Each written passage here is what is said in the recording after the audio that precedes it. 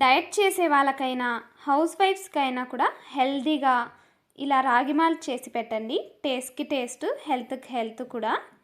ఈ రాగి malt prepare చేయడం కోసం ముందుగా మిక్సీ జార్లోకి ఒక 2-3 డేట్స్, జీడిపప్పు, బాదం పప్పు, ఎండు ద్రాక్ష వేసి ఇలా కోర్స్గా గ్రైండ్ చేసి పక్కన పెట్టుకోవాలి.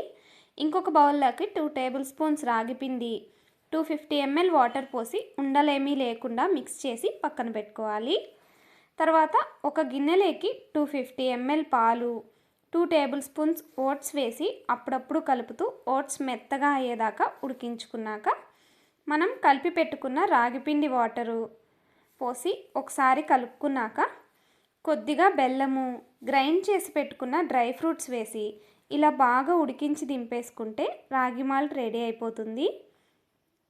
ఈ రాగి మాల్ట్ వేడివేడిగా ఉన్నప్పుడు టేస్ట్ ఒకలాగా ఉంటుంది. ఫ్రిడ్జ్లో పెట్టి కూల్గా తింటే ఇంకొక టేస్ట్ ఉంటుంది. మీకు ఎలా కావాలంటే అలా తాగొచ్చు. సబ్స్క్రైబ్.